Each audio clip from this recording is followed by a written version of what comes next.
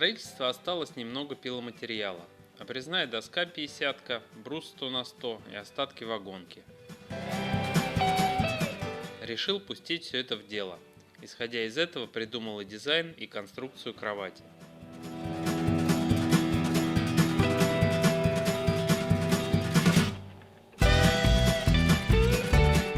Под рукой самый базовый электрический инструмент, кроме разве торцевой пилы.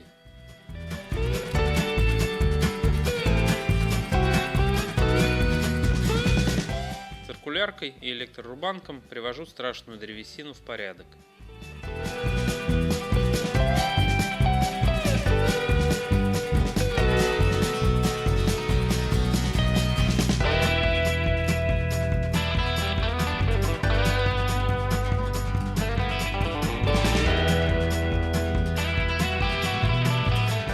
Чтобы добиться красивых поверхностей без рейсмуса, приготовьтесь много времени отдать шлифовке.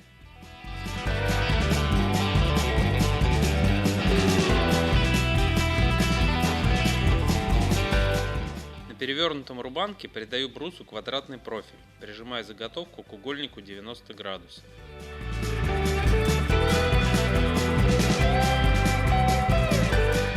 Чтобы кровать не имела острых граней, на всех деталях закругляю их полукруглой фрезой с упорным подшипником.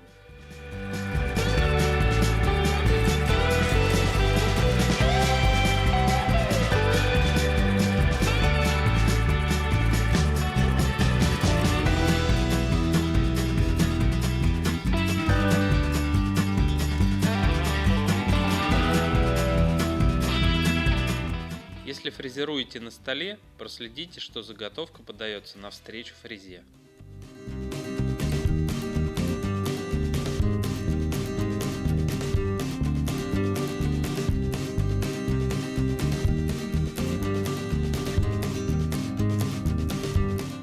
Шпатлеванные дефекты при окраске плохо впитывают морилку, поэтому я добавляю выбранную морилку в шпатлевку заранее.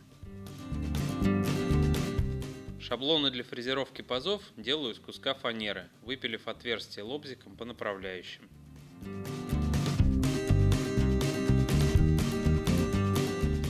В размер отверстия шаблона не забудьте добавить толщину копировального кольца и расстояние до фрезы.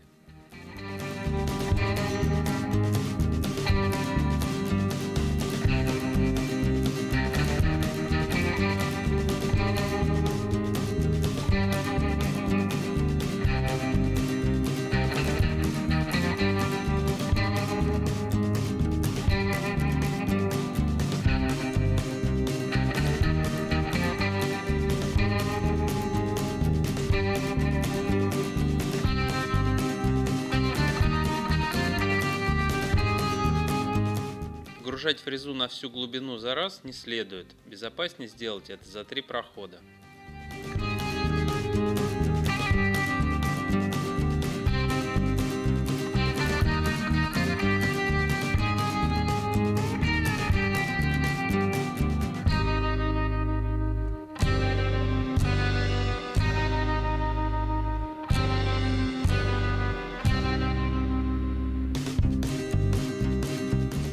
Теперь подчищу дно паза.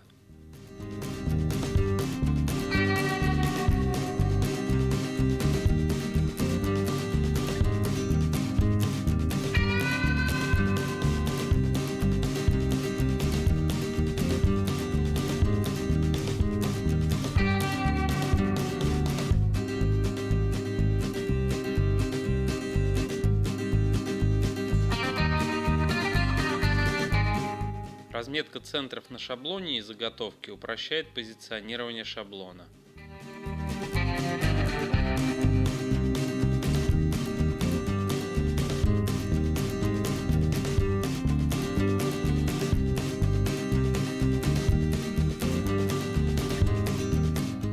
На каждой ножке делаю 4 паза, по 2 на смежных гранях, и нумерую их.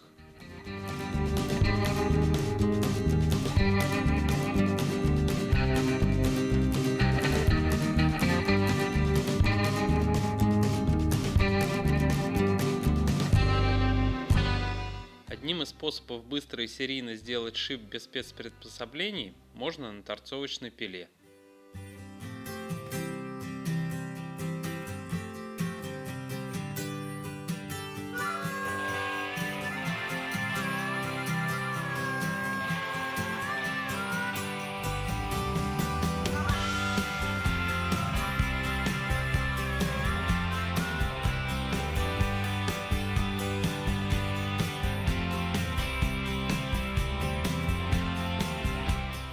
Для этого нужно заменить болт для регулировки высоты диска на более длинный.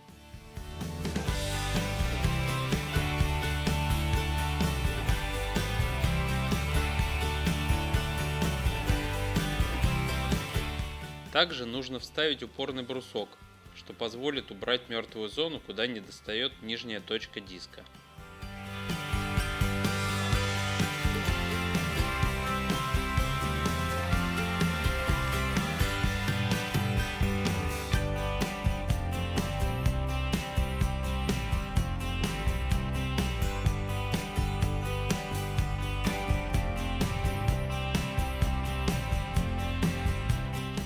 Без подгонки напильником, точнее рашпилем, не обойтись.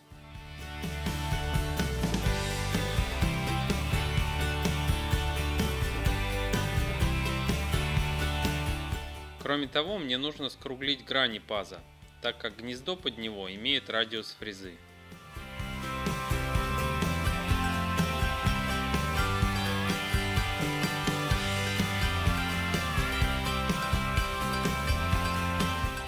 Закруглю грани всех деталей стенок кровати. Таких деталей 8, 4 в длину и 4 в ширину кровати.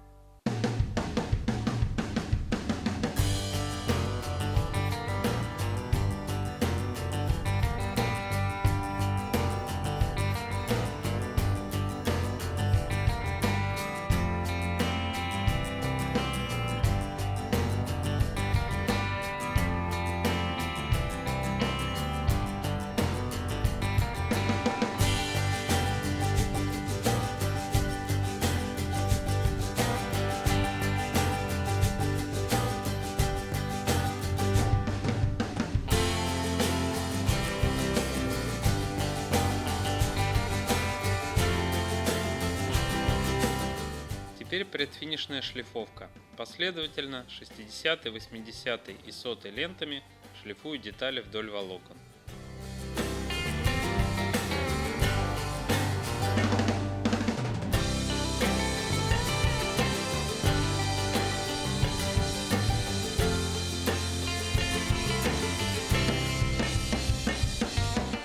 Закругленные ребра прекрасно шлифуются круговыми по радиусу движениями.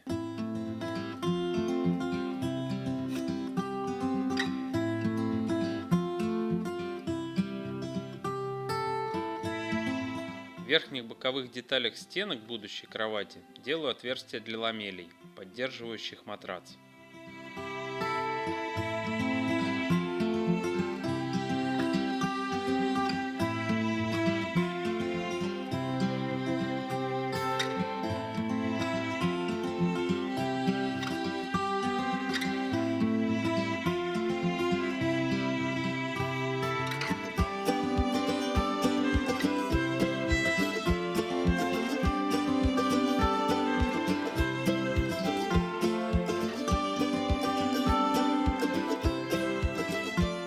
Чтобы фрезер не соскакивал в конце деталей, удлинил параллельный упор ровным кусочком ламината.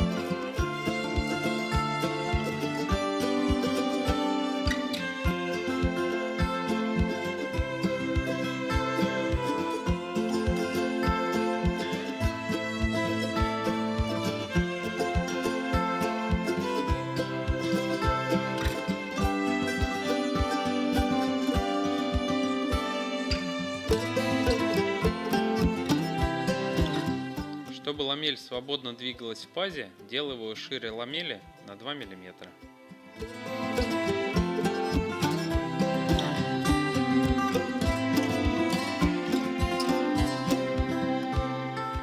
Ламели, кстати, сделаю из обрезков вагонки.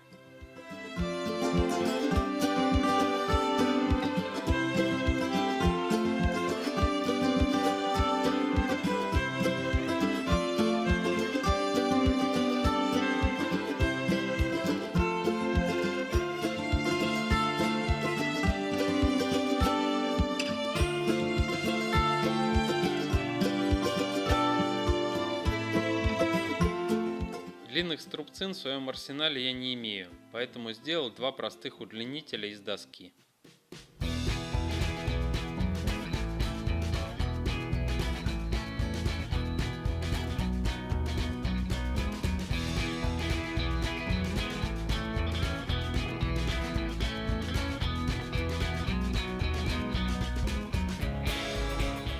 Перед сверлением крепежных отверстий нужно выровнять деталь в сборе, что я и делаю натяжением струбцин.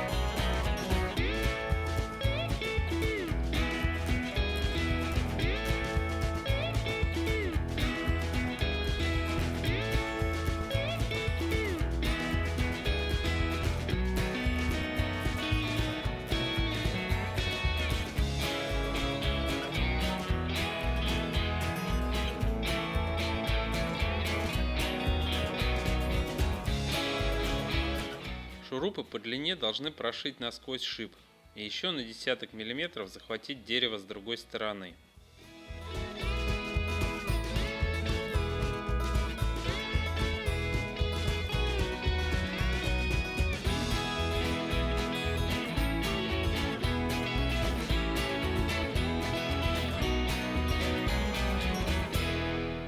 Только проследите, чтобы они не вышли насквозь, испортив внешний вид будущих ножек.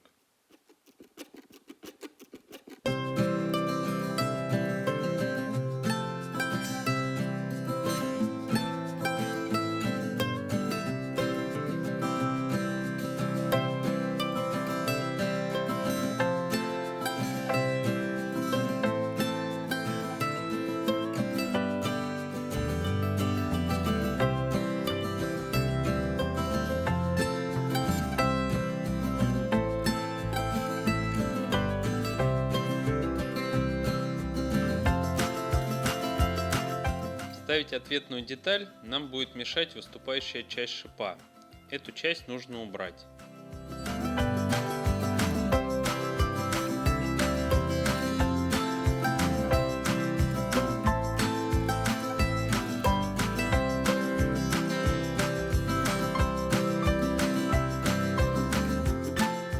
Беру тот же самый шаблон и фрезер с теми же настройками.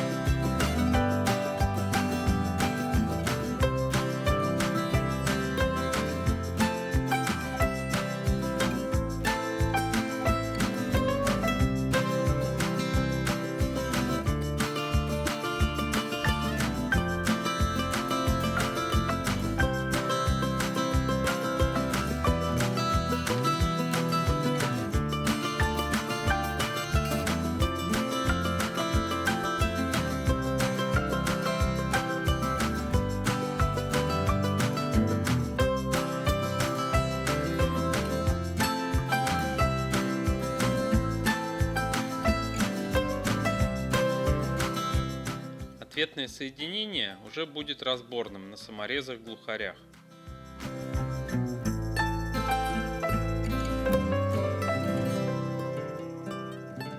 Чтобы обеспечить необходимый угол наклона, подкладываю под дрель обрезок доски.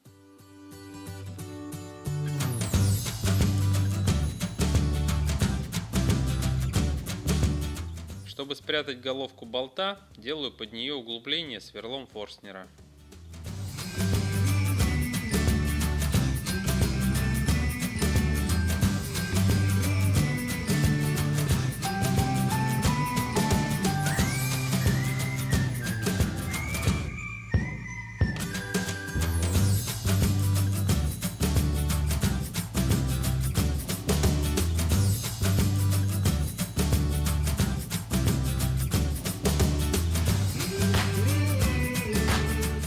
Для врезки центральной балки шаблон с несколько другими размерами под толщину доски.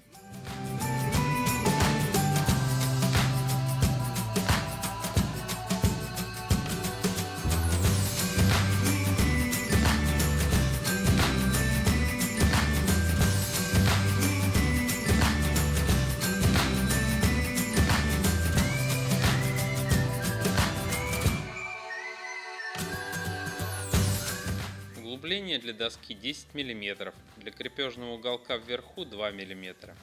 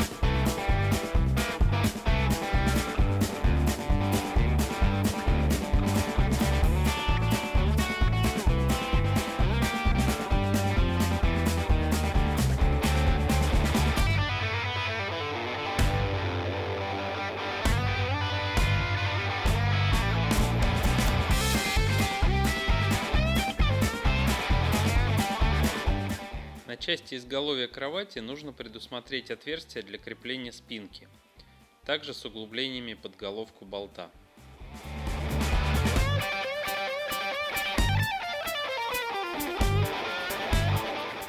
Нижнюю часть центральной балки я буду крепить шпильками. Сделаю отверстие, чтобы завернуть ключом гайку.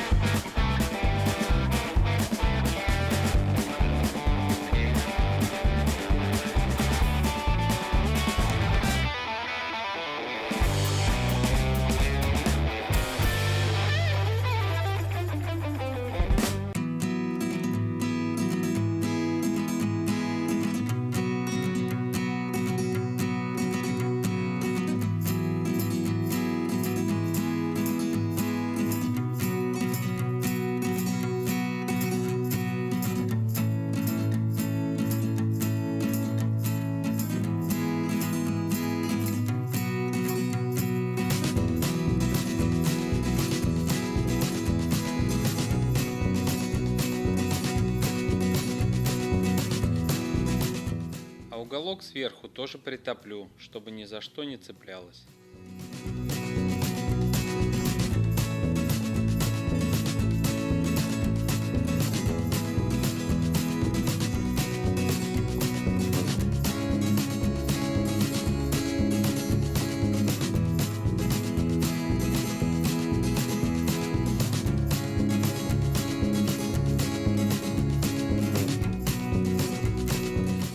Теперь соберу все без клея, чтобы убедиться, что все детали стыкуются как надо. Сперва установлю шпильку для центральной балки.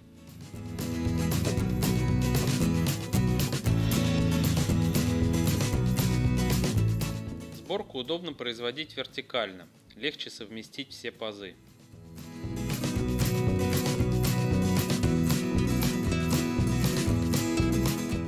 Опять пригодятся удлинители струбцин. Стягиваю поочередно каждую сторону.